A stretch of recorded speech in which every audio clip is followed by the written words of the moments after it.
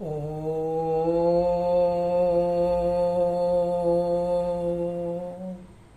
വക്രതുണ്ട മഹാകായ കോടിസൂര്യസമപ്രഭ നിർവിഘ്നം കുരുതേ ദേവ സർവകാര്യേഷു സർവദാ. സരസ്വതീ നമസ്തുഭ്യം വരദേ കാമരൂപിണി വിദ്യാരംഭം കരിഷ്യാമി സിദ്ധേർഭവതു മേ സദാ. സദാശിവസമാരംഭാം ശങ്കരാചാര്യമധ്യമാം അസ്മദാചാര്യപര്യന്താം വന്ദേ ഗുരുപരമ്പരാം. നാരായണം നമസ്കൃത്യ നരം ചൈവ നരോത്തമം ദേവീം സരസ്വതീം വ്യാസം തതോ ജയമുദീരയേത്. സച്ചിദാനന്ദരൂപായ വിശ്വോത്പത്യാദിഹേതവേ താപത്രയ വിനാശായ ശ്രീകൃഷ്ണായ വയം നുമാം. കൃഷ്ണായ വാസുദേവായ ഹരേ പരമാത്മനേ പ്രണതക്ലേശനാശായ ഗോവിന്ദായ നമോ നമഃ. ഓം നമോ ഭഗവതേ വാസുദേവായ. എല്ലാ സുഹൃത്തുക്കൾക്കും എൻ്റെ വിനീതമായ നമസ്കാരം. ഇന്ന് ആദ്യമായി ഞാൻ യൂട്യൂബ് ചാനലിലൂടെ ശ്രീമദ് ഭാഗവത മൂലഗ്രന്ഥം ദശമസ്കന്ധം മുതൽ ദ്വാദശസ്കന്ധം വരെ ചർച്ച ചെയ്യാൻ ആഗ്രഹിക്കുകയാണ്. 9ാം സ്കന്ധം വരെ ഞാൻ ഓഫ്ലൈൻ ക്ലാസ്സിലൂടെയും ഓൺലൈൻ ക്ലാസ്സിലൂടെയും ക്ലാസ് എടുത്തിരുന്നു.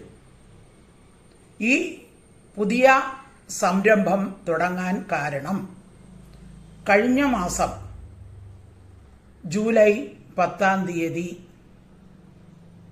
എൻ്റെ അഭിമന്യ ഭർത്താവായ Gopalapillai P retired headmaster വിഷ്ണുപാദം പൂകിയതിൻ്റെ സ്മരണയ്ക്കായിട്ടാണ് ഞാൻ ഇത് സമർപ്പിക്കുന്നത്. ഇതിൽ നിന്ന് കിട്ടുന്ന വരുമാനം എത്രയായാലും മക്കളാൽ ഉപേക്ഷിക്കപ്പെട്ട, അതായത് അശരണരായ വൃദ്ധജനങ്ങൾക്കായി ഉപയോഗിക്കും. ഈ ചാനലിലെ സംപ്രേഷണം ആഴ്ചയിൽ ഞായറാഴ്ച ഒഴിച്ചുള്ള എല്ലാ ദിവസങ്ങളിലും രാവിലെ 5 മണിക്ക് സംപ്രേഷണം ചെയ്യും. അപ്പോൾ ഇത് തുടർച്ചയായി കിട്ടാൻ വേണ്ടി എല്ലാവരും ഈ ചാനൽ സബ്സ്ക്രൈബ് ചെയ്ത് ബെൽ ബട്ടൺ അമർത്തി സഹകരിക്കണമെന്ന് അപേക്ഷിക്കുന്നു. ഇനി നമുക്ക് വിഷയത്തിലേക്ക് കടക്കാം. ആദ്യമായി എന്താണ് ഭാഗവതം എന്ന് നമുക്ക് നോക്കാം.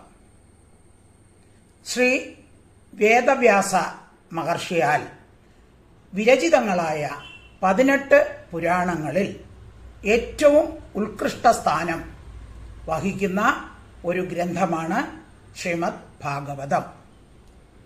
ഇതിൽ 12 സ്കന്ധങ്ങളും 335 അധ്യായങ്ങളും 18,000 ശ്ലോകങ്ങളുമുണ്ട്. ശ്രീമദ് ഭാഗവതാഖ്യോയം പ്രത്യക്ഷ കൃഷ്ണയേവ ഹി സ്വീകൃതോസി മയാ നാഥ മുക്ത്യർത്ഥം ഭവസാഗരേ എന്ന പത്മപുരാണ വചനപ്രകാരം സംസാര സംതപ്തനായ ജനങ്ങൾ അല്ലെങ്കിൽ ജീവന്മാരെ രക്ഷിക്കാൻ അവതരിച്ച പ്രത്യക്ഷ രൂപത്തിലുള്ള കൃഷ്ണൻ തന്നെയാണ് ശ്രീമദ് ഭാഗവതം. ഭഗവാൻ കൃഷ്ണൻ തൻ്റെ അവതാര ഉദ്ദേശം കഴിഞ്ഞ് സ്വധാമത്തിലേക്ക് മടങ്ങിയപ്പോൾ തൻ്റെ തേജസ് മുഴുവനും ശ്രീമദ് ഭാഗവതത്തിൽ പ്രവേശിപ്പിച്ചു.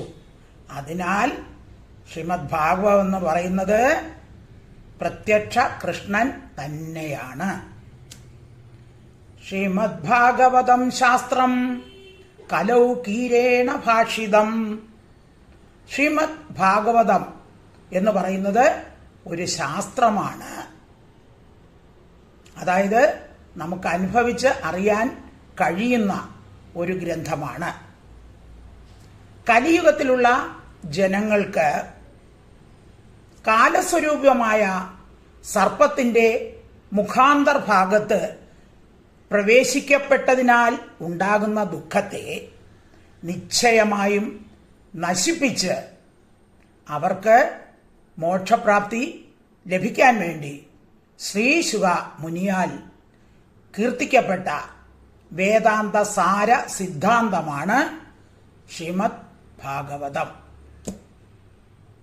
ശ്രീമദ് ഭാഗവതം ശാസ്ത്രം, ഇതൊരു ശാസ്ത്രമാണ്. അതായത് നമുക്ക് അനുഭവിച്ച് അറിയാൻ സാധിക്കുന്ന ഒന്നാണ്. പക്ഷേ അത് ലഭിക്കണമെങ്കിലോ ജന്മാന്തരേ ഭവേത് പുണ്യം തഥാ ഭാഗവതം ലഭേ.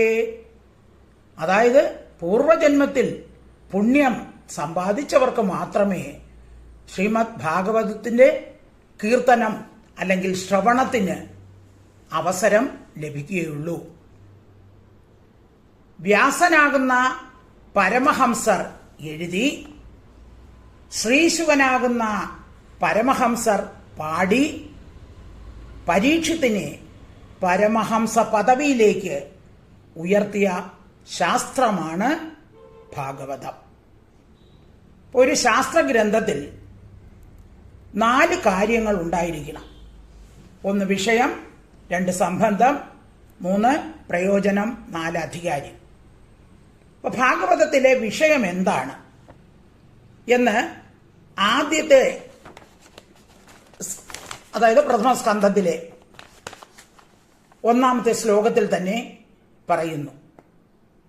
ജന്മാദ്യസ്യ യതോന്യയാദിതരതശ്ചാർത്തേഷ്വഭിജ്ഞസ്വരാ എന്ന് തുടങ്ങിയ ആ ശ്ലോകത്തിൽ, അതായത് എല്ലാത്തിൻ്റെയും ആദി കാരണം അല്ലെങ്കിൽ മൂല കാരണമായ ആ പരബ്രഹ്മം തന്നെയാണ് ഇതിലെ പ്രതിപാദ്യ വിഷയം. അപ്പോൾ ആ ശ്ലോകത്തിൽ തന്നെ ബ്രഹ്മത്തിന്റെ ലക്ഷണങ്ങൾ എല്ലാം വിവരിക്കുന്നുണ്ട്. ഞാൻ കൂടുതൽ വിവരണത്തിലേക്ക് കടക്കുന്നില്ല. അപ്പോൾ ഇതിന്റെ സന്ദേശം എന്ന് പറയുന്നത് സത്യം പരം ധീമഹി, പരമമായ സത്യത്തെ ആ ബുദ്ധി കൊണ്ട് ഉറപ്പിച്ചാലും അല്ലെങ്കിൽ ആ പരമമായ സത്യത്തെ ഞാൻ ധ്യാനിക്കുന്നു. അപ്പോൾ ഇതിലെ വിഷയം എന്ന് പറയുന്നത് ബ്രഹ്മം തന്നെയാണ്. ഇനി സംബന്ധം എന്താണ്? ജീവാത്മാവും പരമാത്മാവുമായുള്ള ബന്ധമാണ് ഇതിൽ പറഞ്ഞിരിക്കുന്നത്. ഇനി ഇതിന്റെ പ്രയോജനം എന്താണ്? താപത്രയോ ഉന്മൂലനം അല്ലെങ്കിൽ മോക്ഷപ്രാപ്തി. താപത്രയങ്ങൾ ഏതൊക്കെയാണ്? ആധ്യാത്മികം, ആദി ഭൗതികം, ആദി ദൈവിക. അങ്ങനെയുള്ള 3 താപത്രയങ്ങളാണ് ഓരോ മനുഷ്യർക്കും ഉണ്ടാകുന്നത്. അപ്പോ അതിനെ ഇല്ലാതാക്കുന്നു. അതാണ് അതിന്റെ പ്രയോജനം. എന്നിട്ട് മോക്ഷപ്രാപ്തിയിലേക്ക് നമ്മെ നയിക്കുന്നു. ഇനി ഇത് അതിന്റെ അധികാരി ആരാണ്? സത്യജ്ഞാനത്തെ അറിയാൻ ആഗ്രഹിക്കുന്ന ആൾക്കാർ, സജ്ജനങ്ങൾ ആണ് ഇതിന്റെ അധികാരി. അതിനാൽ ഇത് ഭാഗവതം എന്ന് പറയുന്നത് ഒരു ശാസ്ത്രഗ്രന്ഥം തന്നെയാണ്. ഇനി നമുക്ക് ഭാഗവതം പഠിക്കുന്നത് കൊണ്ടുള്ള പ്രയോജനങ്ങൾ എന്തൊക്കെയാണെന്ന് നോക്കാം. ഒന്നാമത്തത്, ഭാഗവതം മനസ്സിനെ ഉയർത്തുന്ന ഒരു ശാസ്ത്രമാണ്. നമ്മുടെ പ്രശ്നങ്ങൾക്കും ദുഃഖങ്ങൾക്കും കാരണം എന്താണ്? ഇതെങ്ങനെ പരിഹരിക്കാം? നാം അതിനെ എങ്ങനെ ഉൾക്കൊള്ളും? തിരിച്ച് ആ പ്രശ്നങ്ങളിലേക്ക് പോകാതിരിക്കുന്നത് എങ്ങനെ? ഇതെല്ലാം ഭാഗവതത്തിൽ അനേകം കഥകളിലൂടെയും തത്വങ്ങളിലൂടെയും നമുക്ക് പറഞ്ഞു തരുന്നു. രണ്ടാമത്തെ പ്രയോജനം എന്ന് പറയുന്നത്, ഭാഗവതം ഭക്തി ജ്ഞാന വൈരാഗ്യങ്ങളെ ഉറപ്പിക്കുന്നു. ഭക്തി ഉണ്ടാകുമ്പോൾ അന്ധകരണ ശുദ്ധി ഉണ്ടാകും. അന്ധകരണം ശുദ്ധമാകുമ്പോഴോ ജ്ഞാനം അതിൽ പ്രകാശിക്കും. അപ്പോൾ നമുക്ക് ആത്മാനുഭവം ഉണ്ടാകും, ശാന്തിയുണ്ടാകും. മൂന്നാമത്തെ പ്രയോജനം താപത്രയങ്ങൾ, അതായത് ആധ്യാത്മികവും ആദിഭൗതികവും ആദിദൈവികവുമായ താപത്രയങ്ങളെ ഭാഗവതം ഇല്ലാതാക്കുന്നു. ആധ്യാത്മികം എന്ന് പറയുന്നത് ശരീര സംബന്ധമായി നമുക്കുണ്ടാകുന്ന രോഗങ്ങൾ മറ്റുള്ളവയാണ് ആധ്യാത്മിക. ആദിഭൗതികം എന്ന് പറയുന്നത് മറ്റുള്ള ജന്തുക്കളിൽ നിന്നും മറ്റാളുകളിൽ നിന്നും എല്ലാം ഉണ്ടാകുന്ന ദുഃഖങ്ങൾ. ഇനി ആദിദൈവികം എന്ന് പറയുന്നത് പ്രകൃതി സംബന്ധമായ, അതായത് പ്രകൃതിക്ഷോഭം, ഇടിമിന്നൽ, ഇവയിൽ നിന്ന് നമുക്കുണ്ടാകുന്ന ദുഃഖങ്ങൾ. അപ്പം ഇതെല്ലാം ഭാഗവതം പഠിച്ചു കഴിയുമ്പോൾ നമുക്ക് ഇല്ലാതാകുന്നു, ഇവയൊക്കെ ഉന്മൂലനം ചെയ്യുന്നു. ഇനി നാലാമത്തത് കോടിക്കോടി ജന്മങ്ങളിലുള്ള പാപത്തെ ഇല്ലാതാക്കുന്നു. കലിയുഗത്തിലെ ജനങ്ങൾക്ക് പാപകർമ്മങ്ങളിലാണ് വാസന. കാലസ്വരൂപിയായ സർപ്പത്തിന്റെ ഭീതിയിൽ നിന്ന് ഭാഗവതം നമ്മെ മുക്തമാക്കുന്നു. ഭാഗവതത്തിൽ പരീക്ഷത്തിന്റെ കഥയാണ് പറയുന്നത്. അതായത് തക്ഷക ഭീതി കൊണ്ട് ആടി ഉലഞ്ഞിരുന്ന മനസ്സിന്റെ ഉടമയായ പരീക്ഷത്തിന് 7 ദിവസത്തെ ഭാഗവത ശ്രവണം കൊണ്ട് തന്നെ തനിക്ക് തക്ഷകനെയും മരണത്തെയും പേടിയില്ല എന്ന അവസ്ഥയിൽ മനസ്സിനെ ഉയർത്തി, ബുദ്ധി കൊണ്ട് മനസ്സിനെ അന്തരാത്മാവിൽ ഉറപ്പിച്ച് നിർവികൽപ്പ സമാധിയിലെത്തി മുക്തി നേടാൻ സാധിച്ച ഒരു ഗ്രന്ഥമാണ് ഭാഗവതം. ഇനി അഞ്ചാമത്തത് മാത്സര്യ ബുദ്ധിയില്ലാത്ത സജ്ജനങ്ങൾ അനുഷ്ഠിക്കേണ്ടതും ഫലകാംക്ഷ ഇല്ലാത്തതുമായ ഭക്തിമാർഗ സ്വരൂപമായ ധർമ്മത്തെ പ്രതിപാദിക്കുന്നു. അത് ഭാഗവതത്തിൽ പറയും, ധർമ്മപ്രോച്ചിത കൈതവോത്ര പരമോ നിർമ്മത്സരാണാം സദാ എന്ന് തുടങ്ങുന്ന ആ ഭാഗത്തിൽ പറയുന്നു. അപ്പോൾ ഈ ഭാഗവതം ആദ്യമായി ശ്രീമൻ നാരായണനാണ് ആർക്ക്? ബ്രഹ്മാവിന് ഉപദേശിച്ചു കൊടുത്തത്. ബ്രഹ്മാവ് ഇത് നാരദനും, നാരദൻ വ്യാസനും ഉപദേശിച്ചു കൊടുത്തു. നാരദൻ വ്യാസന് ഉപദേശിച്ചത് ചതുശ്ലോകി ഭാഗവതമാണ്. 4 ശ്ലോകങ്ങളാണ് ഉപദേശിച്ചു കൊടുത്തത്. പക്ഷേ വ്യാസൻ എന്ത് ചെയ്തു? ഇതിനെ വികസിപ്പിച്ച് 18,000 ശ്ലോകങ്ങളാക്കി മാറ്റി തൻ്റെ പുത്രന് അത് ഉപദേശിച്ചു കൊടുത്തു. അതായത് ശ്രീശുകന്. ശ്രീശുകൻ ഇതിനെ 7 ദിവസം കൊണ്ട് പരീക്ഷത്തിന് ഉപദേശിക്കുകയായിരുന്നു. അപ്പോൾ ഭാഗവതം പരീക്ഷിത്ത് ശുക സംവാദമായിട്ടാണ് കൊടുത്തിരിക്കുന്നത്. ആ സംവാദത്തിൽ പങ്കെടുത്ത സൂതൻ, ഉഗ്രശ്രവസ് എന്ന സൂതൻ, അത് നൈമിഷാരണ്യത്തിൽ വച്ച് ശൗനകാദി മുനികൾക്ക് ഉപദേശിച്ചു കൊടുക്കുന്നു. അപ്പോൾ അവിടെ സൂത ശൗനക സംവാദം, ഇതിൽ അനേക സംവാദങ്ങളായിട്ടാണ് കൊടുത്തിരിക്കുന്നത്. ഇനി പല പല സംവാദങ്ങൾ നമ്മൾ കാണും. അപ്പോൾ ഇങ്ങനെ സംവാദ രൂപത്തിലാണ് കൊടുത്തിരിക്കുന്നത്. അപ്പോൾ ഈ നൈമിഷാരണ്യത്തിൽ വിഷ്ണു ക്ഷേത്രമാണ്. കലിബാധ ഉണ്ടാകാതിരിക്കാൻ വേണ്ടി അവിടെ ഒരു സത്രം നടത്തി. ആ സത്രത്തിൽ സൂതൻ ഇതിനെ ആ ഋഷിമാർക്ക് ഉപദേശിച്ചു കൊടുത്തു. അങ്ങനെ ഋഷി പരമ്പരകളിലൂടെ ഭാഗവതം ഇന്നും പ്രചരിച്ചുകൊണ്ടേ ഇരിക്കുന്നു. ഇനി നമുക്ക് ഭാഗവതം ദശമസ്കന്ധത്തിലേക്ക് കടക്കാം. ഭാഗവതത്തിന് മറ്റൊരു പ്രത്യേകതയുണ്ട്. മറ്റു പുരാണങ്ങളെ അപേക്ഷിച്ച് ഭാഗവതത്തിന് 10 ലക്ഷണങ്ങളുണ്ട്. മറ്റു പുരാണങ്ങൾക്ക് 5 ലക്ഷണങ്ങൾ മാത്രമേ ഉള്ളൂ. അതിൽ 3-ാം സ്കന്ധത്തിലാണ് ഉള്ള ലക്ഷണം സർഗം, 4-ാം സ്കന്ധത്തിൽ വിസർഗം, 5-ല് സ്ഥാനം, 6-ല് പോഷണം, 7-ൽ മന്വന്തരം, 8-ൽ ഈശാന കഥകൾ, 9-ൽ അല്ല 8 ഊതികൾ, 9 ഈശാന കഥകൾ. ഇങ്ങനെയാണ് കൊടുത്തിരിക്കുന്നത്. 10 നിരോധം എന്ന ലക്ഷണമാണ്. അപ്പൊ 9 വരെ ബ്രഹ്മത്തിൽ നിന്നുണ്ടായ സൃഷ്ടികൾ, പിന്നെ ബ്രഹ്മാവിന്റെ സൃഷ്ടികൾ, ഭഗവാന്റെ സംരക്ഷണം, ഭഗവാന്റെ അനുഗ്രഹം, സത്കർമ്മം, കർമ്മവാസനകൾ, ഭഗവത് അവതാരങ്ങൾ, ഭക്തന്മാരുടെയും ഭഗവാന്റെയും കഥകൾ, ഇവയെല്ലാം 9-ാം സ്കന്ധം വരെ കൊടുത്തിരിക്കുന്നു. ദശമസ്കന്ധത്തിന്റെ ലക്ഷണം നിരോധമാണ്. അപ്പൊ എന്താണ് നിരോധം? നിരോധം എന്ന് പറയുക തടസ്സപ്പെടുത്തുക, തടയുക. എന്തിനെ തടയുക? നമ്മുടെ മനസ്സിലെ വേണ്ടാത്ത ചിന്തകളെ തടയുക. ചിത്തവൃത്തി നിരോധം. അപ്പൊ നമ്മുടെ ഉള്ളിലുള്ള അഷ്ടരാഗങ്ങളെ ഏതൊക്കെയാണ്?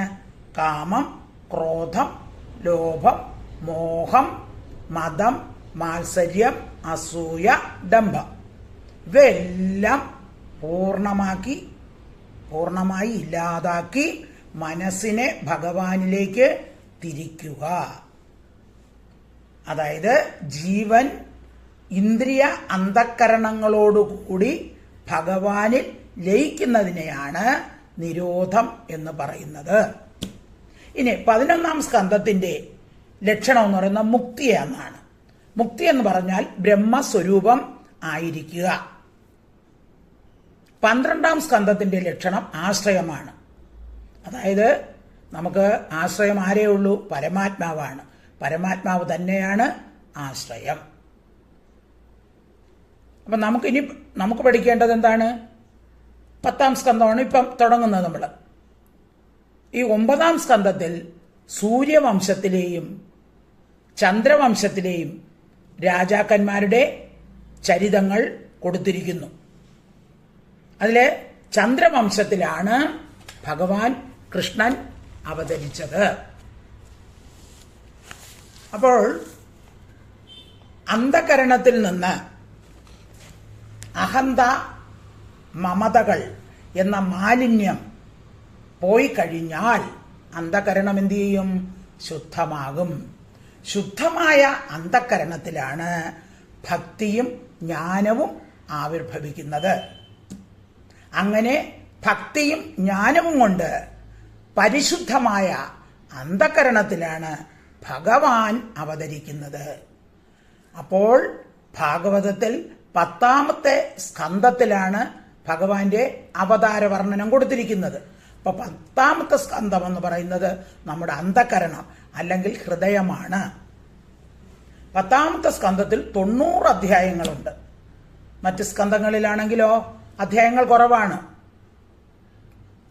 ആദ്യത്തില് 24, 32, 2-ാമത്തെ സ്കന്ധത്തിലാകെ 10 ഉള്ളൂ. അപ്പൊ അങ്ങനെ മറ്റുള്ളവയിലെല്ലാം ചിലതൊക്കെ 30, 32, അല്ലാതെല്ലാം 30-ൽ കുറവാണ് അധ്യായങ്ങൾ. പക്ഷെ 10-ൽ മാത്രം എത്രയുണ്ട്? 90 അധ്യായങ്ങളുണ്ട്.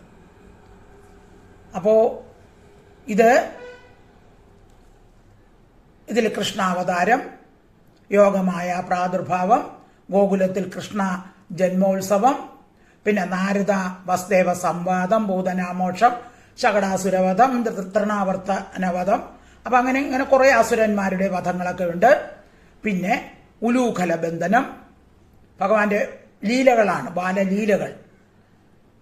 പിന്നെ വൃന്ദാവന യാത്ര, കാളിയമർദ്ദനം, അസുര നിഗ്രഹങ്ങൾ, ഗോപികാ വസ്ത്രാപകരണം, രാസക്രീഡ, രാമകൃഷ്ണന്മാരുടെ മധുരയാത്ര, കംസവധം, ജരാസന്ധ യുദ്ധം, ദ്വാരകാ നിർമ്മാണം, കൃഷ്ണന്റെ അഷ്ടപത്നി പരിഗ്രഹം, പ്രത്യുമ്ന ജനനം, സമന്തകോപാഖ്യാനം, രാജസൂയം, പിന്നെ കുചേല ഉപാഖ്യാനം, സുഭദ്രാപകരണം, ശ്രുതിഗീത, സന്താന ഗോപാലം തുടങ്ങിയ കൃഷ്ണലീലകൾ വർണ്ണിച്ചു. അവസാനം യദുവംശ വർണ്ണനമാണ്. ഇപ്പൊ യദുവംശത്തിലാണ് കൃഷ്ണൻ ജനിക്കുന്നത്. ആരാണ് യദു? നഹുഷ പുത്രനായ യയാതിക്ക് ദേവയാനിയിൽ, അതായത് ശുക്രാചാര്യന്റെ പുത്രിയിൽ ഉണ്ടായ പുത്രനാണ് യദു. മറ്റൊരു പുത്രനാണ് തുർവസു. യയാതിക്ക്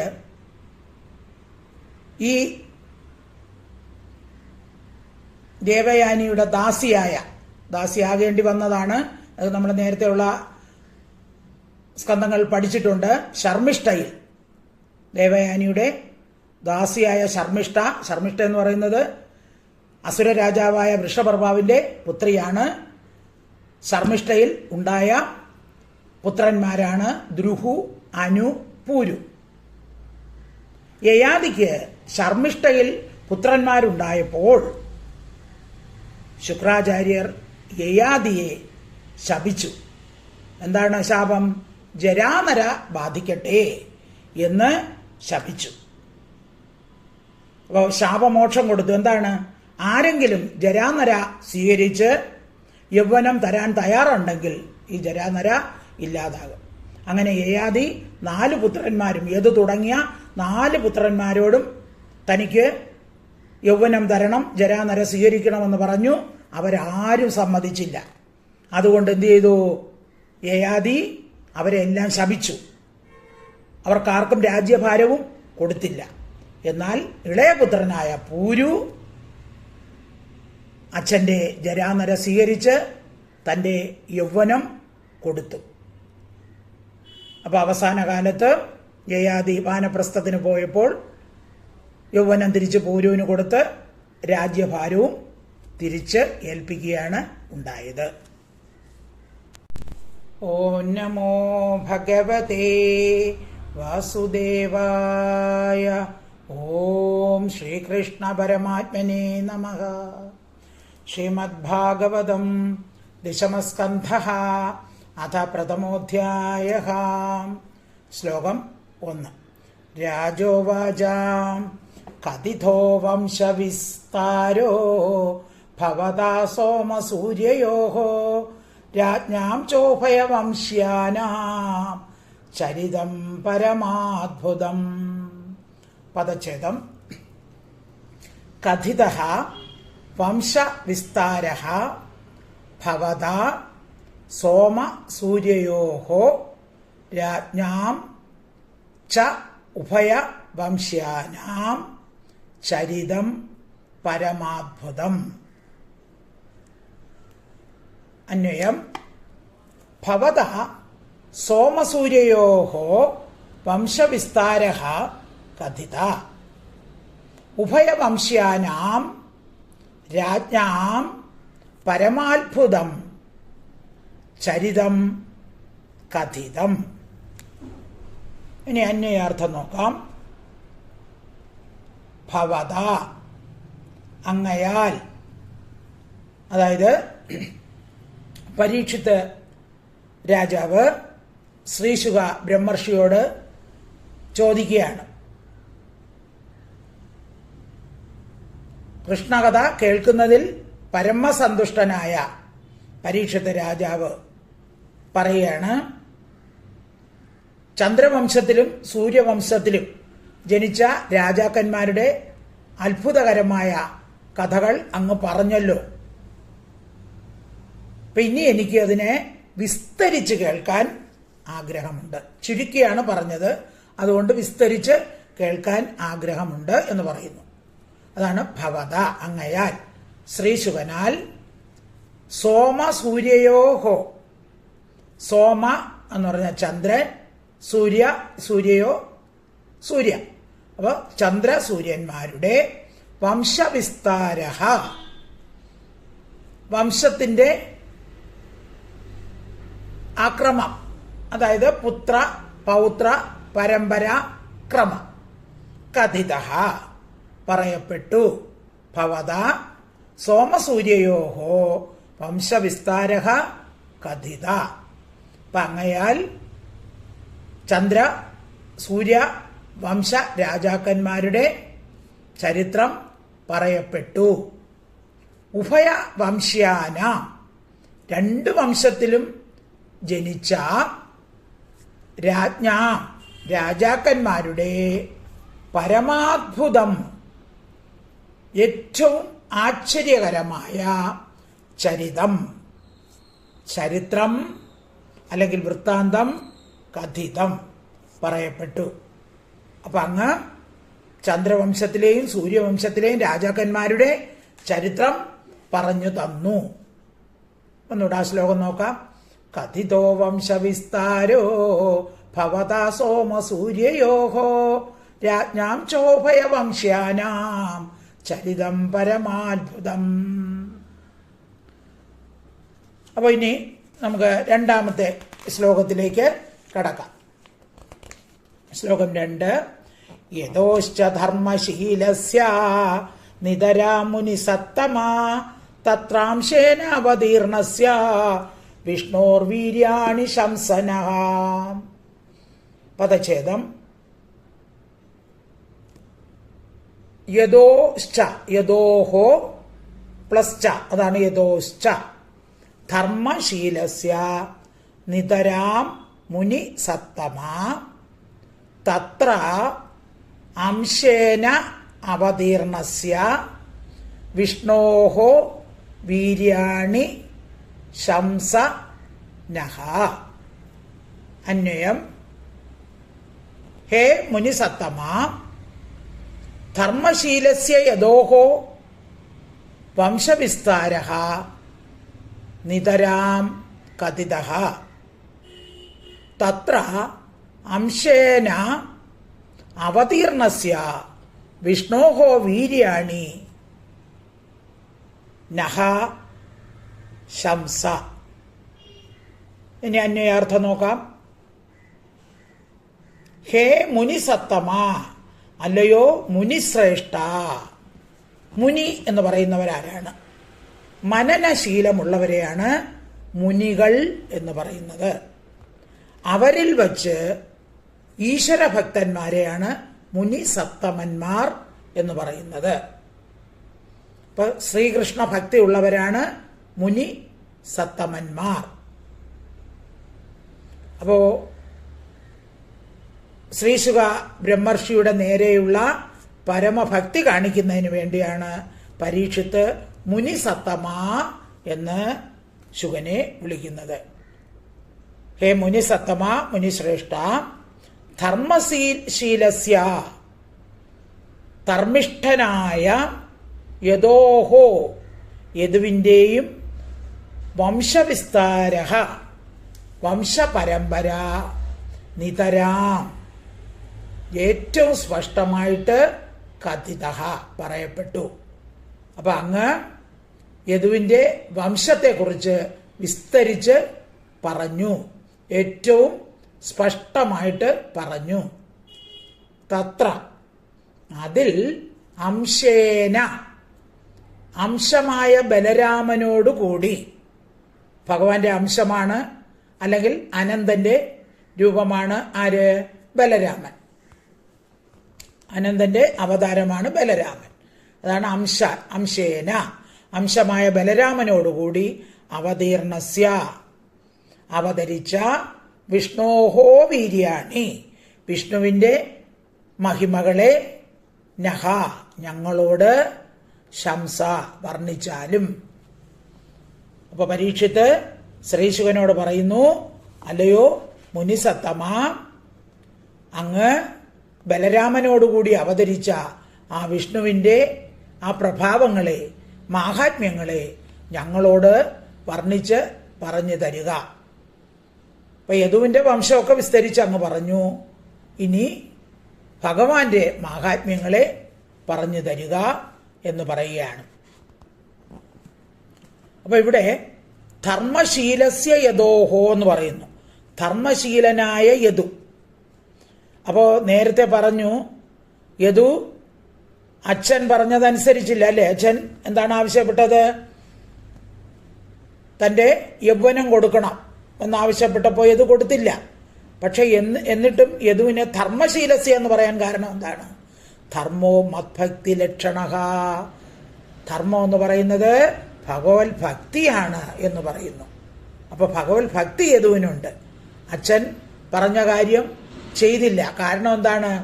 അച്ഛൻ പറഞ്ഞത് വീണ്ടും യൗവനം കൊടുക്കാനാണ്. പിതാവ് വീണ്ടും അപ്പൊ വിഷയാസക്തനാവുകയാണ്.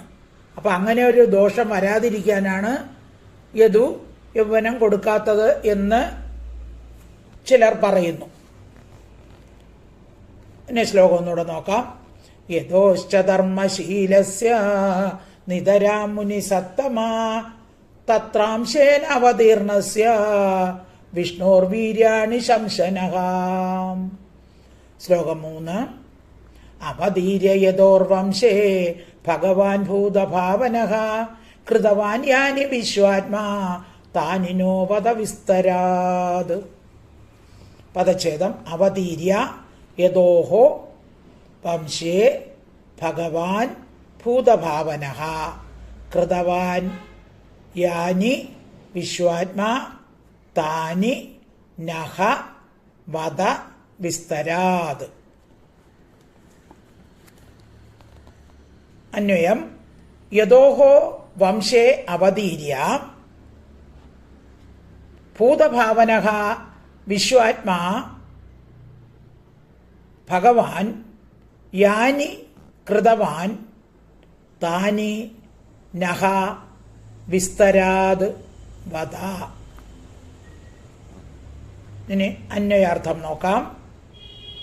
യഥോഹോ വംശേ യദുവിന്റെ കുലത്തിൽ അവതീര്യ അവതരിച്ചിട്ട്, ഭഗവാൻ യദുവിന്റെ കുലത്തിലാണ് അവതരിച്ചതെന്ന് നേരത്തെ പറഞ്ഞു അല്ലെ. യദുവംശത്തിലാണ്, ചന്ദ്രവംശത്തിൽ യദുവിന്റെ കുലത്തിലാണ് അവതരിച്ചത്. ഭൂതഭാവനഃ ഭൂതങ്ങളെ രക്ഷിക്കുന്നതും, അതായത് വിഷ്ണു സഹസ്രനാമത്തില് ഈ വാക്കുകളൊക്കെ വരും അല്ലെ. ഭഗവാന്റെ ഒരു നാമം ഭൂതഭാവന, ഭൂതങ്ങളെ രക്ഷിക്കുന്നവൻ. വിശ്വാത്മാ വിശ്വത്തിന്റെ ആത്മാവായിരിക്കുന്നവൻ ആയ ഭഗവാൻ. ആരാണ് ഭഗവാൻ? ഭഗവൻ ഉള്ളവൻ ഭഗവാൻ. ഭഗം എന്താണ്? ഐശ്വര്യസ്യ സമഗ്രസ്യ വീര്യസ്യ യശശ്രിയ ജ്ഞാനം വിജ്ഞാനയോ ചൈവ ഷണ്ണാം ഭഗ ഇതീരണ. ഇപ്പൊ ഭഗം എന്നുള്ളത് 6 ഗുണങ്ങളുള്ളതാണ്. ഏതൊക്കെ?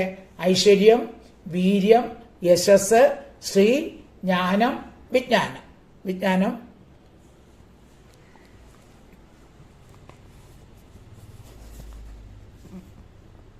അല്ലെങ്കിൽ അനവൈരാഗ്യം എന്നും പറയാം. അപ്പൊ അങ്ങനെ ഭഗവാൻ ആ 6 ഗുണങ്ങളുമുള്ള പരിപൂർണനായ ഭഗവാൻ യാനി കൃതവാൻ യാതൊക്കെ കർമ്മങ്ങളെ കൃതവാൻ ചെയ്തു താനി അവയെ നഹ ഞങ്ങളോട് വിസ്തരാത് വദ വിസ്തരിച്ച് പറഞ്ഞു തരണം.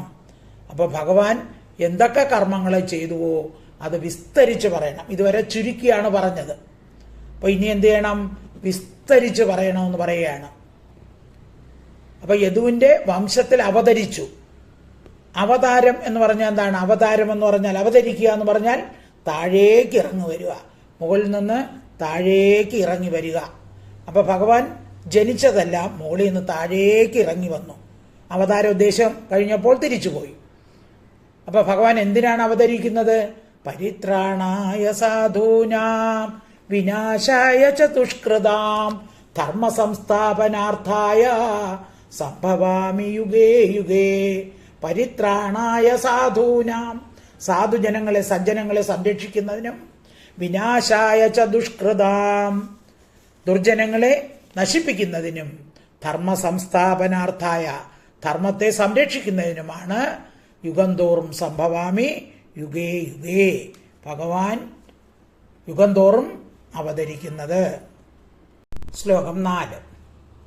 നിവൃത്തതർഷയേറുപഗീയമാനാത് ഭവൗഷധാശ്രോത്രമനോഭിരാമ കൗത്തമ ശ്ലോക ഗുണാനുവാദാത് പുമാൻ വിരജ്യേത വിനാ പശുഘ്നാത്. പദച്ഛേദം. നിവൃത്ത തർഷൈഹി ഉപഗീയമാനാത്. നിവൃത്ത തർഷൈഹി ഉപഗീയമാനാത് ഭവൗഷധാത്. ഭവൗഷധാത് ശ്രോത്ര മനോഭിരാമാത് ക ഉത്തമ ശ്ലോകാത്. കഹ ഉത്തമ ശ്ലോക ഗുണാനുവാദാത്. ഗുണാനുവാദാത്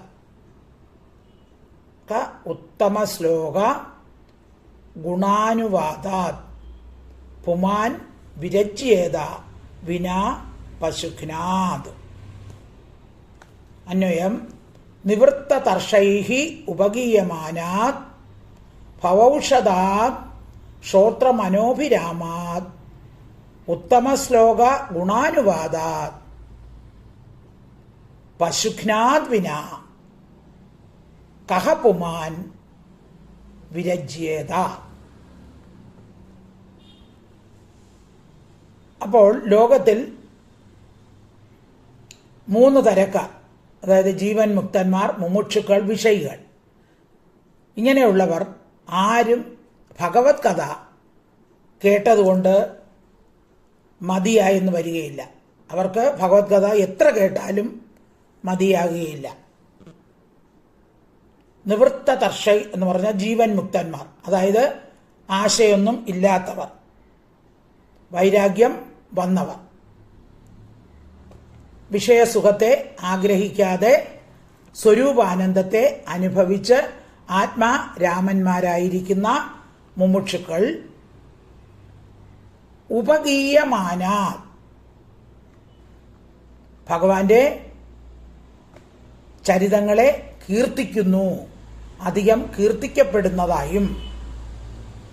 അപ്പോൾ ഈ ജീവൻ മുക്തന്മാർ, ആശയൊന്നും ഇല്ലാത്തവർ, വൈരാഗ്യം വന്നവർ, അവർ എന്തു ചെയ്യുന്നു?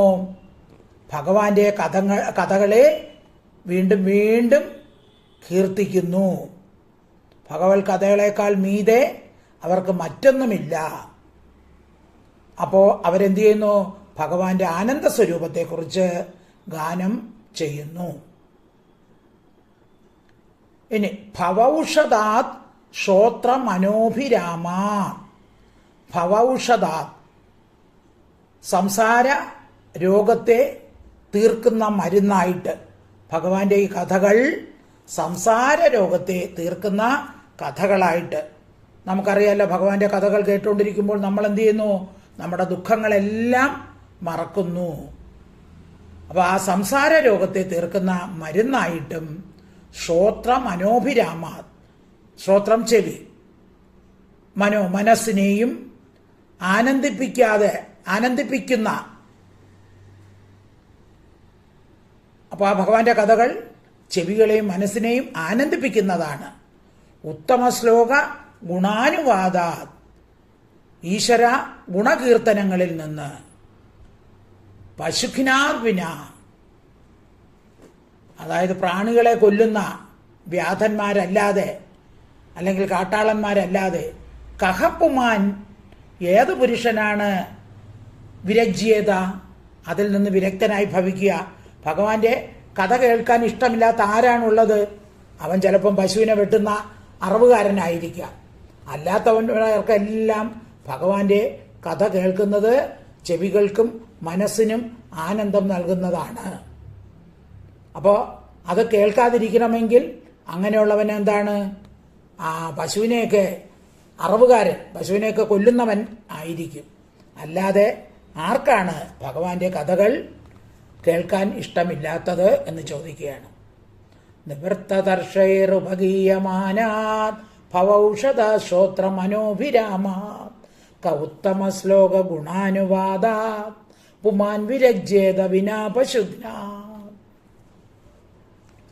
ശ്ലോകം 5. പിതാമഹാമേ സമരേമരഞ്ജൈർ ദേവവ്രതാദേരതിരഥൈസ്തിമിംഗലൈ ദുരത്യയം കൗരവ സൈന്യസാഗരം കൃത്വാദരൻ വത്സപദം സ്മയത്പ്ലവാ. പദച്ഛേദം. പിതാമഹ മേ സമരേ അമരഞ്ജയർ. സമരേ അമരഞ്ജൈഹി, അമരഞ്ജൈഹി ദേവവൃതാദി അധിരഥൈ, ദേവവൃത ആദി അധിരഥൈഹി തിമിംഗലൈഹി ദുരത്യയം കൗരവ സൈന്യ സാഗരം കൃത്വാ അതരൻ വത്സപദം സ്മ യത് പ്ലവാഹ. അന്വയം: മേ പിതാമഹാഃ യത്പ്ലവാ സമരേ അമരഞ്ജയൈഃ ദേവവ്രതാദി അതിരഥൈഃ തിമിംഗലൈഃ ദുരത്യയം കൗരവ സൈന്യസാഗരം വത്സപദം കൃത്വാ അതരൻ സ്മ. അപ്പോൾ ഇവിടെ പാണ്ഡവന്മാർക്ക് ചെയ്തു കൊടുത്ത ഉപകാരത്തെ അനുസ്മരിക്കുകയാണ് പരീക്ഷിത്ത്. പിതാമഹ മേ സമരേ അമരഞ്ച്, എൻ്റെ പിതാമഹന്മാർ, അതായത് പാണ്ഡവന്മാർ. പരീക്ഷത്തിൻ്റെ അച്ഛനാരാണ്? അഭിമന്യു. അമ്മ ഉത്തര. അതായത് പാണ്ഡവരിൽ അർജുനൻ്റെ പുത്രനാണ് അഭിമന്യു. അഭിമന്യുവിൻ്റെ ഭാര്യയാണ് ഉത്തര. അപ്പോൾ അഭിമന്യുവിൻ്റെയും ഉത്തരയുടെയും മകനാണ് ആര്? പരീക്ഷിത്ത്. അപ്പോൾ പാണ്ഡവർ ആരാണ്? മുത്തച്ഛന്മാരാണ്. അതാണ് പിതാമഹ. പാണ്ഡവന്മാർ യത്പ്ലവ, പ്ലവ എന്ന് വെച്ചാൽ കപ്പൽ, യാതൊരുത്തനാകുന്ന കപ്പലോട് കൂടിയവരായിട്ട് സമരേ യുദ്ധത്തിൽ അമരഞ്ജൈഹി ദേവന്മാരെയും ജയിക്കുന്നവരായ. ഇത് മഹാഭാരത യുദ്ധത്തെയാണ് അനുസ്മരിക്കുന്നത്. അപ്പം മഹാഭാരത യുദ്ധത്തിൽ പാണ്ഡവരുടെ പക്ഷത്ത് ആരാണുള്ളത്? കൃഷ്ണനാണ്.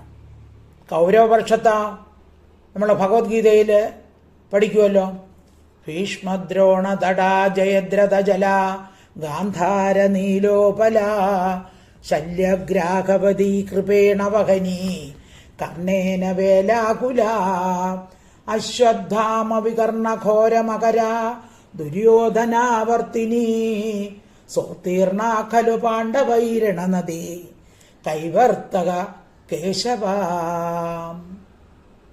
അപ്പൊ കൗരവപക്ഷത്ത് ആരാണുള്ളത്?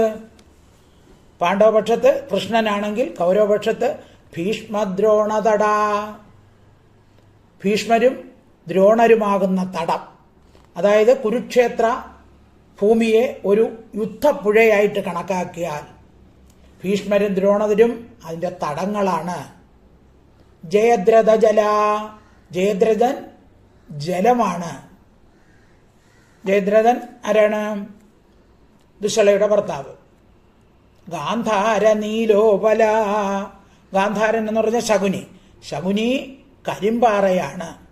ശല്യഗ്രാഹവതി, ശല്യരോ മുതലയായിട്ടാണ്.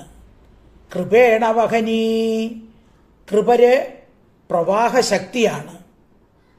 കർണേന വേലാകുല, കർണനാണെങ്കിലോ വേലാകുല വേലിയേറ്റമായിട്ടാണ് നിൽക്കുന്നത്. അശ്വത്ഥാമ വികർണ ഘോരമകര, അശ്വത്ഥാമാവും വികർണനും ഭയങ്കര മത്സ്യങ്ങളായിട്ട്, ആ യുദ്ധപ്പുഴയിൽ ഭയങ്കര മത്സ്യങ്ങളായിട്ട്. ദുര്യോധനാവർത്തിനി, ദുര്യോധനാണെങ്കിലോ അതിലെ ചുഴിയായിട്ട്. ഇങ്ങനെയുള്ള യുദ്ധപ്പുഴ പാണ്ഡവർക്ക് എങ്ങനെ കടക്കാൻ സാധിക്കും? പക്ഷെ അവർ കടന്നു. എങ്ങനെ? സോത്തീർണ ഖലു പാണ്ഡവൈരണ നദി, അവരാ രണനദി, ആ യുദ്ധപ്പുഴ കടന്നു. കാരണം എന്താണ്? കൈവർത്തക കേശവ, അവിടെ കടത്തുകാരൻ ആരാണ്? കൈവർത്തക, കടത്തുകാരൻ കൃഷ്ണനാണ്. കൃഷ്ണൻ കടത്തുകാരനായതുകൊണ്ടാണ് പാണ്ഡവർ ഈ യുദ്ധത്തിൽ ജയിച്ചത്. അല്ലാതെ പാണ്ഡവരുടെ മിടുക്കുകൊണ്ട് അല്ല, ആ കൃഷ്ണൻ അവിടെ കടത്തുകാരനായതുകൊണ്ടാണ്. അപ്പൊ ഇവിടെ അതാണ് പറയുന്നത്. പ്ലവം, അത് കപ്പലായിട്ട് പാണ്ഡവരെ രക്ഷിക്കാനുള്ള കപ്പലായി വന്ന് സമര യുദ്ധത്തിൽ അമരഞ്ജയി, ദേവന്മാരെ കൂടി ജയിക്കുന്ന ദേവവ്രതാദ്യ അതിരഥയൻ. ദേവവ്രതനാരാണ്? ഭീഷ്മർ മുതലായ അധിരഥർ എന്ന് പറഞ്ഞാൽ ഒരേ സമയം തന്നെ ആയിരക്കണക്കിന് യോദ്ധാക്കളെ നശിപ്പിക്കാൻ കഴിവുള്ളവരെയാണ് അധിരഥന്മാർ എന്ന് പറയുന്നത്. അപ്പോൾ അങ്ങനെയുള്ള അധിരഥന്മാരോടുകൂടിയ ഭീഷ്മർ തുടങ്ങിയ അധിരഥന്മാരാകുന്ന തിമിംഗലങ്ങൾ നിമിത്തം ദുരത്യയം കടക്കാൻ കഴിയാത്ത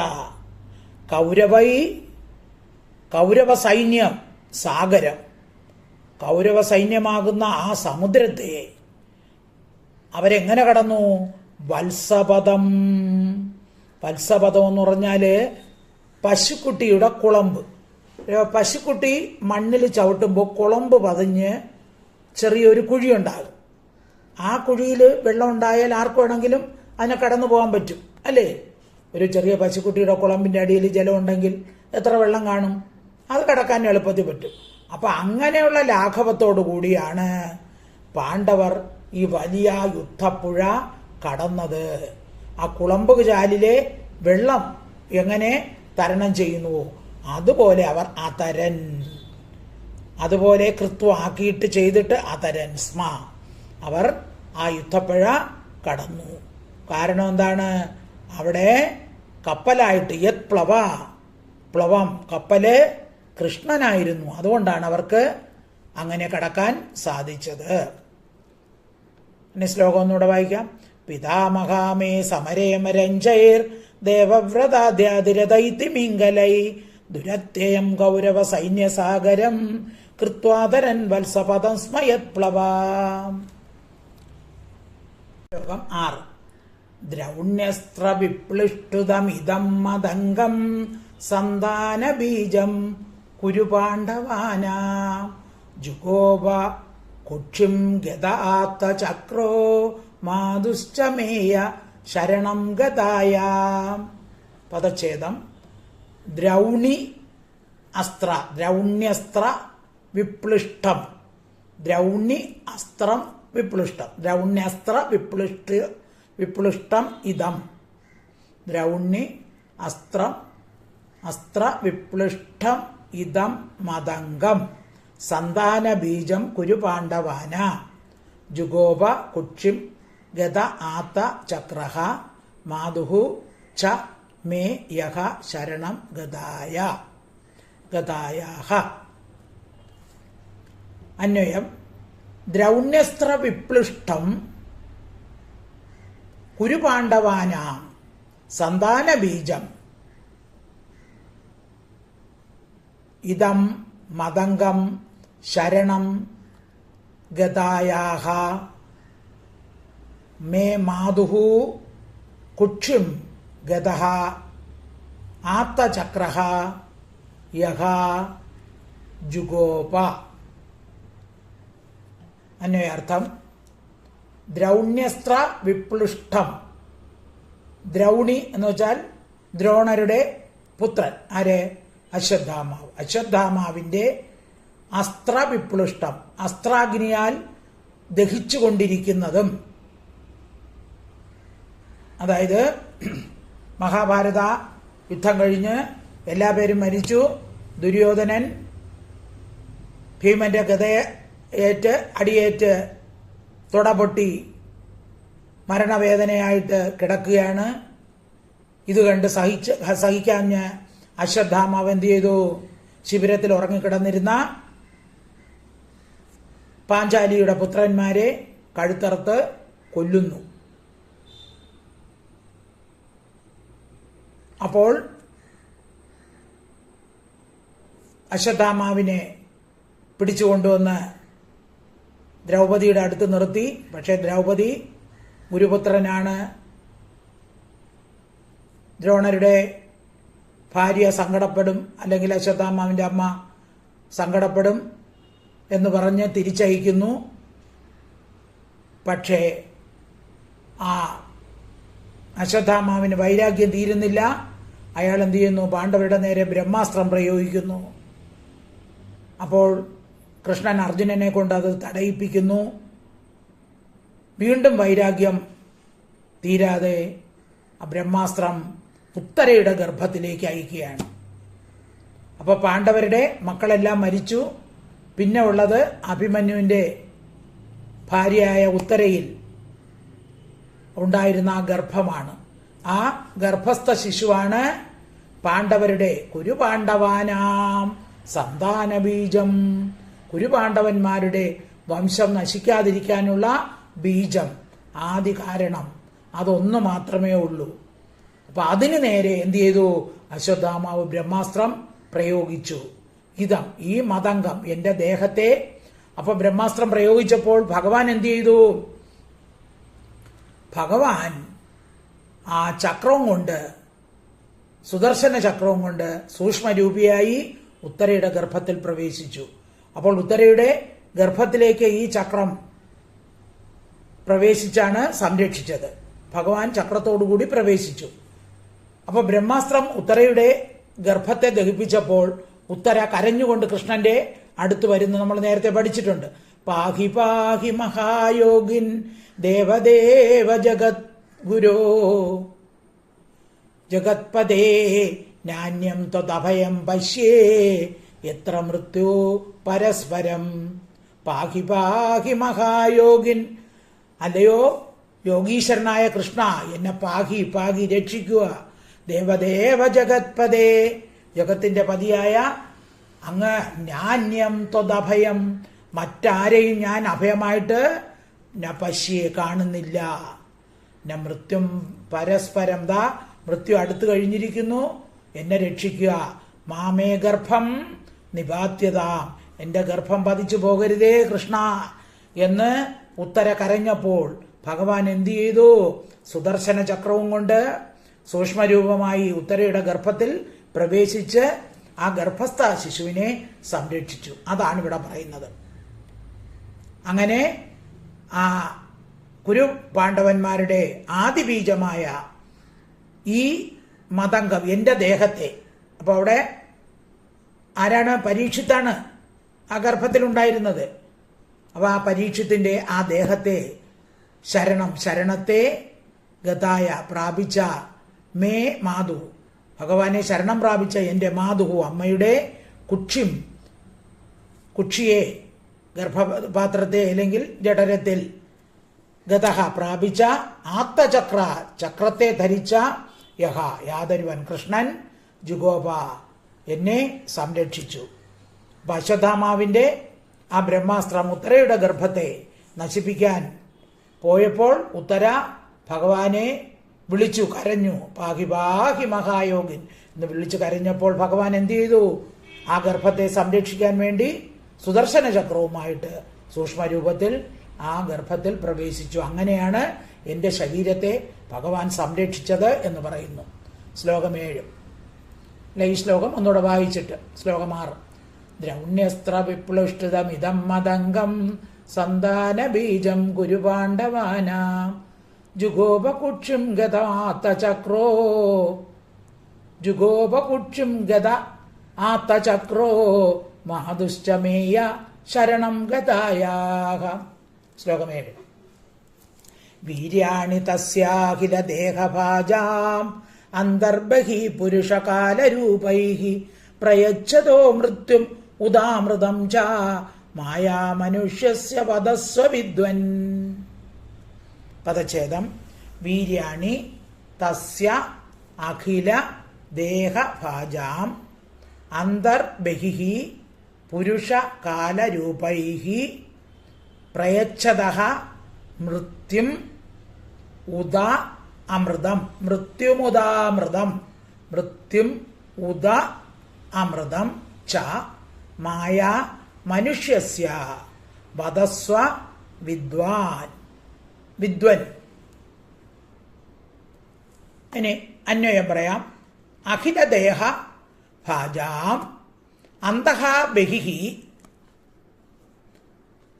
പുരുഷ കാലരൂപൈഃ മൃത്യും അമൃതം ഉദാ പ്രയച്ഛതഃ മായാ മനുഷ്യസ്യ തസ്യ വീര്യാണി വിദ്വൻ വദസ്വ. അന്വയാർത്ഥം പറയാം. അഖില ദേഹഭാജാം, എല്ലാ പ്രാണികളുടെയും അല്ലെങ്കിൽ എല്ലാ പ്രാണികൾക്കും അന്തഹ ബഹിഹി, അന്തഹ ഉള്ളിലും, ബഹിഹി പുറത്തും, പുരുഷകാല രൂപൈഹി ജീവനായിട്ടും, പുരുഷൻ എന്ന് വെച്ചാൽ ഇവിടെ ജീവനായിട്ടും, കാലരൂപൈഹി കാലനായിട്ടും, മൃത്യും മരണത്തെയും, അമൃതം ഉദ മോക്ഷത്തെയും, പ്രയച്ഛത കൊടുക്കുന്നവനും. അതായത് ഇവിടെ മൃത്യം എന്ന് പറഞ്ഞിരിക്കുന്നത് ഭീഷ്മര് മഹാഭാരത യുദ്ധകാലത്ത് ശരശയ്യയിൽ കിടന്നല്ലോ. അപ്പോൾ ഭഗവാനെ കണ്ടുകൊണ്ടാണ് മരണത്തെ പ്രാപിച്ചത്. അപ്പൊ ഭീഷ്മർക്ക് ആ മരണത്തെ കൊടുത്തതും, അതുപോലെ അമൃതം ഉദ മോക്ഷത്തെ, പൂതനയ്ക്ക് മോക്ഷം പ്രയച്ഛത മോക്ഷം കൊടുത്തു. പലർക്കും മോക്ഷം കൊടുത്തു അല്ലെ, അഘാസുര മോക്ഷം. ഭഗവാൻ കൊല്ലുന്നവർക്കെല്ലാം മോക്ഷമാണ് കിട്ടുന്നത്. അങ്ങനെ മോക്ഷം കൊടുക്കുന്നവനും, പ്രയച്ഛത അമൃതം ഉദ മോക്ഷത്തെ കൊടുക്കുന്നവനും, മായാമനുഷ്യസ്യ മായ കൊണ്ട് മനുഷ്യനായിരിക്കുന്ന, തസ്യ ഭഗവാന്റെ വീര്യാണി വൈഭവങ്ങളെ, വിദ്വൻ അറിവുള്ളവനെ, വദസ്വ പറഞ്ഞാലും. അല്ലയോ ഭഗവാനെ എല്ലാ പ്രാണികളുടെ ഉള്ളിലും അകത്തും ജീവനായിട്ടും കാലനായിട്ടും മരണത്തെയും മോക്ഷത്തെയും എല്ലാം കൊടുക്കുന്നവനായിട്ടും ഇരിക്കുന്ന ആ മായാമനുഷ്യന്റെ വീര്യഗുണങ്ങളെ എല്ലാം, അല്ലയോ അറിവുള്ളവനെ, അല്ലയോ മുനിസത്തമാ ശുഗ ബ്രഹ്മർഷേ വദസ്വ എന്നോട് പറഞ്ഞു തന്നാലും. വീര്യാണി തസ്യാഖില ദേഹപാജാം അന്തർബഹി പുരുഷകാലരൂപൈഹി പ്രയച്ഛതോ മൃത്യുമുദാമൃതം ച മായാമനുഷ്യസ്യ വദസ്വ വിദ്വാൻ. ശ്ലോകം 8. രോഹിണ്യാസ്തനയ പ്രോക്തോ രാമസംഘർഷണസ്ത്വയാ ദേവക്യാ ഗർഭസംബന്ധ കുതോ ദേഹാന്തരം വിനാ. പദച്ഛേദം. രോഹിണി, രോഹിണ്യാഹ, രോഹിണ്യാഹ തനയഃ, പ്രോക്തഃ രാമസംഘർഷണഃ ത്വയാ ദേവക്യാ ഗർഭസംബന്ധഃ കുതഃ ദേഹാന്തരം വിനാ. അന്വയം. സംഘർഷണഃ രാമഃ രോഹിണ്യഃ രോഹിണ്യാഃ തനയഃ ത്വയാ പ്രോക്തഃ ദേഹാന്തരം വിനാ ദേവക്യാഃ ഗർഭസംബന്ധഃ കുതഃ. അപ്പൊ ഇവിടെ ദേവകിയുടെ ഗർഭം രോഹിണിയിലാക്കിയെന്ന് പറഞ്ഞല്ലോ. അപ്പൊ ഈ രാമൻ, ബലരാമൻ രോഹിണിയുടെ പുത്രനാണെന്നും പറയുന്നു, ദേവകിയുടെ പുത്രൻ എന്നും പറയുന്നു. അതെങ്ങനെയാണ് എന്നാണ് ചോദിക്കുന്നത്. ബലരാമനെ ദേവകിയുടെ പുത്രൻ എന്നും പറയും, രോഹിണിയുടെ പുത്രൻ എന്നും പറയും. എങ്ങനെ അവിടെ ദേഹാന്തര പ്രാപ്തി ഉണ്ടായി എന്നാണ് ചോദിക്കുന്നത്. സംഘർഷണക, സംഘർഷണൻ എന്ന പേരുള്ള രാമഹ രാമൻ, രോഹിണ്യാഹ രോഹിണിയുടെ തനേഹ പുത്രനെന്ന് ത്വയ അങ്ങയാൽ പ്രോക്തഹ പറഞ്ഞു, പറയപ്പെട്ടു. അങ്ങ് പറഞ്ഞു സംഘർഷണൻ രോഹിണിയുടെ പുത്രനാണെന്ന് പറഞ്ഞു. ദേഹാന്തരം വിന അന്യശരീരം കൂടാതെ ദേവക്യാഹ ദേവകിയുടെ ഗർഭസംബന്ധ ഗർഭത്തിലുള്ള ചേർച്ച കുതഹ എങ്ങനെ ഉണ്ടായി? അപ്പോൾ ദേവകിയുടെ ഗർഭത്തിൽ ജനിച്ച ഈ ബലരാമൻ എങ്ങനെ രോഹിണിയുടെ പുത്രനായി എന്ന് ചോദിക്കുകയാണ്. അതായത്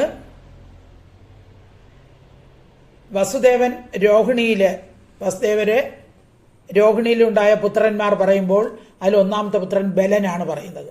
ബലൻ, ഗതൻ, സാരണൻ, ദുർമദൻ, വിപുലൻ, ധ്രുവൻ എന്നീ പുത്രന്മാരെയാണ് വസുദേവർ രോഹിണിയിൽ ജനിപ്പിച്ചത് എന്നൊരിക്കൽ പറഞ്ഞു.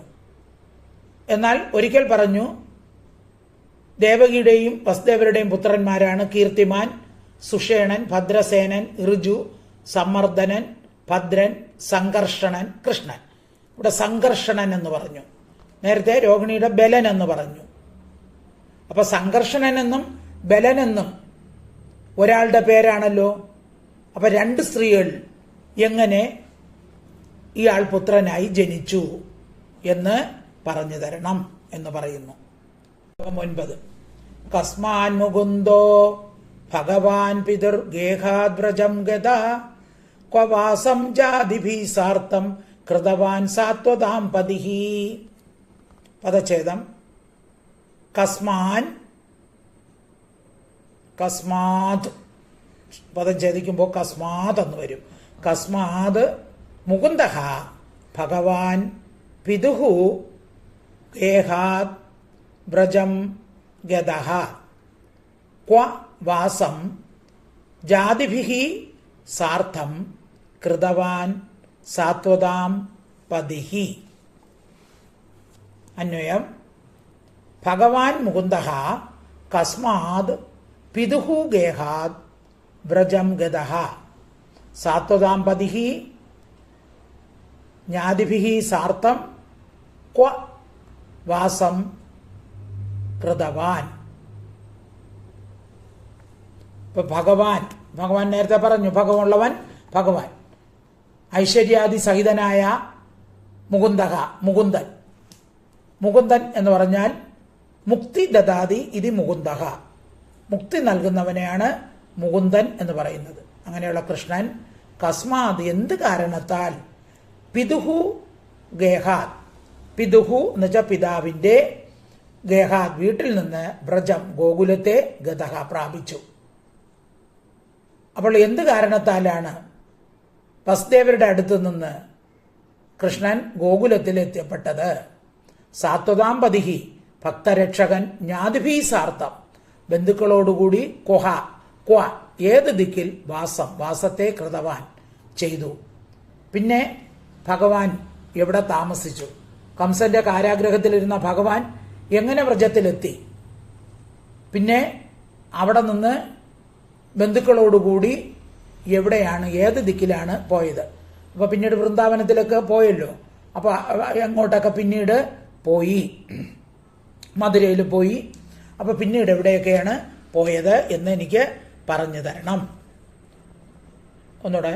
കസ്മാത് മുകുന്ദോ ഭഗവാൻ പിതൃഗേഹാത് വ്രജം ഗത ക്വ വാസം ജ്ഞാതിഭിഃ സാർത്ഥം കൃതവാൻ സാത്വതാം പതിഹി.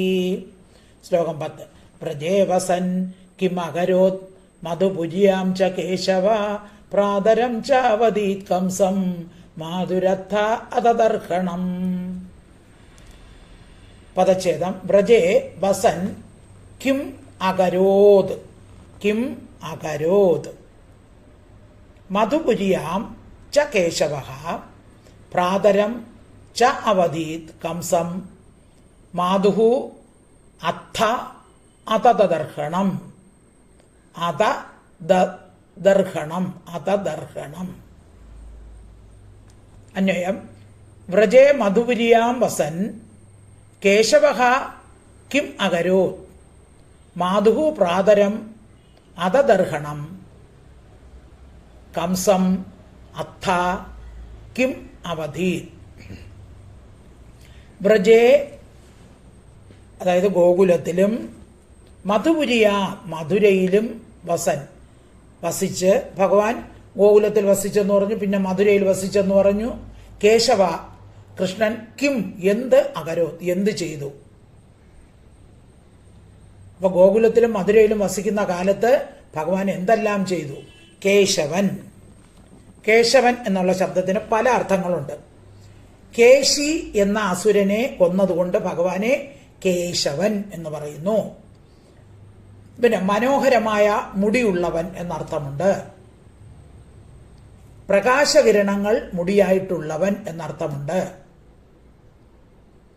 ഇനി കം എന്ന് പറഞ്ഞാൽ ജലം, കെ എന്ന് പറഞ്ഞാൽ ജലത്തിൽ, കേശവം ജലത്തിൽ ശവമായിരിക്കുന്നവൻ അല്ലെങ്കിൽ ശയിക്കുന്നവൻ. ജലത്തിൽ ശവം എന്ന് പറഞ്ഞാൽ പ്രളയകാലത്ത് പ്രപഞ്ച വസ്തുക്കളെ മുഴുവനും തന്നിൽ ലയിപ്പിച്ചിട്ട് ഭഗവാൻ ശവം പോലെ ജലത്തിൽ കിടക്കുന്നു. അതുകൊണ്ട് കെ ശവം ജലത്തിൽ ശവമായിരിക്കുന്നവൻ. പിന്നെ ക പ്ലസ് ഇ പ്ലസ് ഈശൻ കെ ക പ്ലസ് ഇ കെ ഇ. ക എന്ന് പറയുമ്പോൾ ക പ്ലസ് ആ വരും. കെ എന്ന് പറയുമ്പോൾ കേശൻ. അപ്പോ ക എന്ന് പറഞ്ഞാൽ കഹ എന്ന് പറഞ്ഞാൽ ബ്രഹ്മാവ്, ആ എന്ന് പറഞ്ഞാൽ വിഷ്ണു, ഈശൻ എന്ന് പറഞ്ഞാൽ ശിവൻ. അപ്പൊ ബ്രഹ്മ, വിഷ്ണു, മഹേശൻ ആയിരിക്കുന്നവൻ. ഇതെല്ലാം കേശവന് അർത്ഥമുണ്ട്. അപ്പൊ അങ്ങനെയുള്ള കേശവൻ മാതുഹു അമ്മയുടെ സഹോദരനും അതതർഹണം വധിക്കാൻ അയോഗ്യനുമായ അമ്മയുടെ സഹോദരനാണല്ലോ കംസൻ. അപ്പോ കംസനെ അങ്ങനെ വധിക്കാമോ? അമ്മാവനല്ലേ.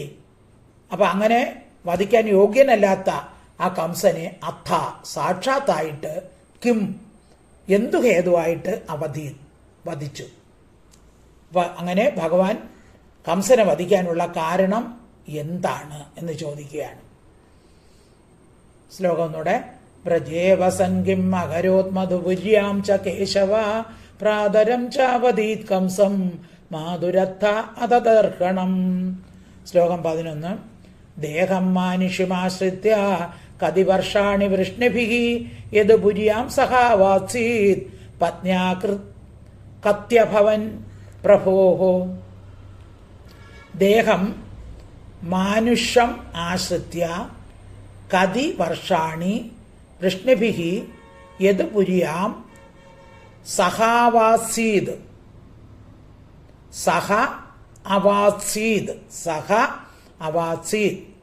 പത്ന്യഃ കതി അഭവൻ. അതാണ് കത്യഭവൻ. കതി അഭവൻ പ്രഭോഃ. അന്വയം. മാനുഷം ദേഹമാശ്രിത്യ വൃഷ്ണിഭി സഹ യത് പുര്യാം കതി വർഷാണി അവാത്സീത് പ്രഭോഃ കതി പത്ന്യാഃ അഭവൻ.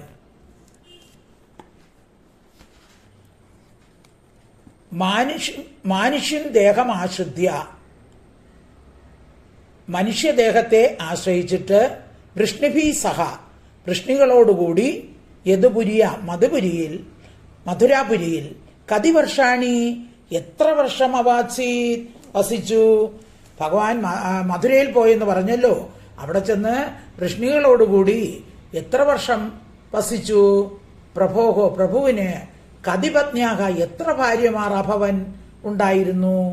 എല്ലാം എനിക്ക് വിസ്തരിച്ച് പറയണം എന്ന് പറയുകയാണ്. ശ്ലോകം 12. ഏതാന്യശ്ച ശ്ലോകം ഒന്നുകൂടെ 11 വായിച്ചില്ല. ദേഹം മാനുഷമാശ്രിത്യ കതിവർഷാണി വൃഷ്ണിഭിഃ യത് പുര്യാം സഹാവാസീത് പത്ന്യാ കൃത്യഭവൻ പ്രഭോഃ. ശ്ലോകം 12. ഏതത് അന്യശ്ച സർവം മേ മുനേ കൃഷ്ണ വിചേഷ്ടിതം വക്തുമർഹസി സർവജ്ഞ ശ്രദ്ധദാനായ വിസ്തൃതം. പദച്ഛേദം. ഏതത് അന്യത് ച, അതാണ് അന്യച്ച. ഏതത് പ്ലസ് അന്യത് പ്ലസ് ച സർവം മേ മുനേ കൃഷ്ണ വിചേഷ്ടിതം വക്തും അർഹസി സർവജ്ഞ ശ്രദ്ധദാനായ വിസ്തൃതം. സർവജ്ഞ അന്വയം പറയാണ്. സർവജ്ഞ മുനേ ഏതത് അന്യച്ച സർവം കൃഷ്ണവിചേഷ്ടിതം വിസ്തൃതം ശ്രദ്ധദാനായ മേ വക്തും അർഹസി. അന്വയാർത്ഥം. സർവജ്ഞ മുനേഹേ മുനേ എല്ലാം അറിവുള്ള മുനേ. മുനേ എന്ന മുനി എന്ന് പറഞ്ഞാൽ എന്താണ്? മനനശീലമുള്ളവൻ. നേരത്തെ പഠിച്ചു അല്ലേ. അപ്പൊ മുനേ സർവജ്ഞ എല്ലാ അറിവുള്ള മുനി അല്ലയോ മുനേ ശുഖബ്രഹ്മർഷേ ഏതത് ഇതും. അപ്പൊ ഇപ്പൊ പറഞ്ഞ കാര്യങ്ങളും അന്യശ്ച ഇതിൽ പെടാത്തതും. ഇപ്പൊ കൃഷ്ണനെ കുറിച്ച് കുറെ കാര്യങ്ങൾ ചോദിച്ചല്ലോ. ഇതും ഇതിൽ പെടാത്തതും സർവം എല്ലാം കൃഷ്ണ വിചേഷ്ടിതം കൃഷ്ണന്റെ എല്ലാ വ്യാപാരത്തെയും വിസ്തരിച്ച് ശ്രദ്ധദാനായ ശ്രദ്ധയോടുകൂടിയിരിക്കുന്ന അമ്മേ എനിക്ക് ഭക്തും പറയാനായിക്കൊണ്ട് അർഹസി അങ്ങ് അർഹിക്കുന്നു. എനിക്കിതെല്ലാം പറഞ്ഞു തരാനായി അങ്ങ് അർഹിക്കുകയാണ്. അപ്പൊ കൃഷ്ണന്റെ ലീലകൾ കേൾക്കാൻ ഞാൻ ശ്രദ്ധിച്ചിരിക്കുകയാണ്. ശ്രദ്ധ എന്ന് പറഞ്ഞാൽ എന്താണ്? ശാസ്ത്രത്തിലും ഗുരുവിലും തന്നിൽ തന്നിലുമുള്ള വിശ്വാസത്തെയാണ് ശ്രദ്ധ എന്ന് പറയുന്നത്. അപ്പം ശ്രദ്ധിച്ച് ഞാൻ കേട്ട് ഇരിക്കുകയാണ്. അങ്ങനെ ഇരിക്കുന്ന എനിക്ക് അങ്ങ് എല്ലാം പറഞ്ഞു തരണം. ഞാൻ ചോദിച്ചതും അല്ലാത്തതുമായ എല്ലാ കാര്യങ്ങളും പറഞ്ഞു തരണം. പിന്നെ ശ്ലോകം ഒന്നുകൂടെ വായിക്കാം. ഏതന്യശ്ച സർവം മേ മുനേ കൃഷ്ണ വിചേഷ്ടിതം വക്തുമർഹസി സർവജ്ഞ ശ്രദ്ധദാനായ വിസ്തൃതം. ശ്ലോകം 13. നൈഷാദി ദുസ്സഹാഷുന്മാം തെക്തോദമവിബാധതേ പിബന്ധം ത്വന്മുഖാംഭോജം ഹരികഥാമൃതം. പദച്ഛേദം. ന ഏഷ അതിദുസ്സഹ. നൈഷാദി ദുസ്സഹ. ന ഏഷ അതിദുസ്സഹ. ഷുൻ ക്ഷുത്ത് മാം, അതാണ് ഷുന്മാം, ക്ഷുത്ത് മാം തെക്തോദം അഭി ബാധതേ പിബന്ധം ത്വന്മുഖാംഭോജം അച്യുതം ഹരികഥാമൃതം. അന്വയം. അതിദുസ്സഹം യേഷാം ക്ഷുത്ത് തെക്തോദം അപി ത്വന്മുഖാംഭോജച്യുതം ഹരികഥാമൃതം പിബന്ധം മാം ന ബാധതേ. അതിദുസ്സഹ, സഹിക്കാൻ ഒട്ടും കഴിയാത്ത, യേഷാക്ഷുത്, ഈ വിശപ്പ്, തെക്തോദം അപി, ജലപാനം കൂടി ചെയ്യാത്തവനാണെങ്കിലും, അതായത് തക്ഷകഭീതി ഉണ്ടായപ്പോൾ പിന്നീട് പരീക്ഷത്ത് ജലപാനം പോലും ചെയ്യാതെ ഇരിക്കുകയാണ്. ജലപാനം പോലും ചെയ്യാതെ ഹരികഥ കേട്ടുകൊണ്ടിരിക്കുകയാണ്. അതാണ് അങ്ങനെ പറഞ്ഞത്. ക്ഷുത് തെക്ത ഉദം അഭി. തെക്തം ഉപേക്ഷിക്കുക, ഉദം ജലം, ജലപാനം കൂടി ചെയ്യാതെ, അല്ലെങ്കിൽ ജലം പോലും ഉപേക്ഷിച്ച്, ത്വന്മുഖാംഭോജം, അങ്ങയുടെ മുഖമാകുന്ന താമരപ്പൂവിൽ നിന്ന്, മുഖ അംബോജം, മുഖമാകുന്ന താമരപ്പൂവിൽ നിന്ന്, ഹരികഥാമൃതം, കൃഷ്ണകഥയാകുന്ന അമൃതത്തെ പിബന്ധം, പാനം ചെയ്തുകൊണ്ടിരിക്കുകയാണ്. മാം, അങ്ങനെയുള്ള എന്നെ ബാധത്തെ ഉപദ്രവിക്കുന്നില്ല. അപ്പൊ വിശപ്പോ ദാഹമോ ഒന്നും എന്നെ ഉപദ്രവിക്കുന്നില്ല. കാരണം എന്താണ്? അങ്ങയുടെ മുഖമാകുന്ന താമരപ്പൂവിൽ നിന്നും വരുന്ന അമൃതത്തെ ഞാൻ പാനം ചെയ്തുകൊണ്ടിരിക്കുകയാണ്. അപ്പൊ ശുഖമുഖത്തെ താമരയോട് ഉപമിച്ചിരിക്കുന്നു, ഹരികഥയെ അമൃതത്തോട് ഉപമിച്ചിരിക്കുന്നു.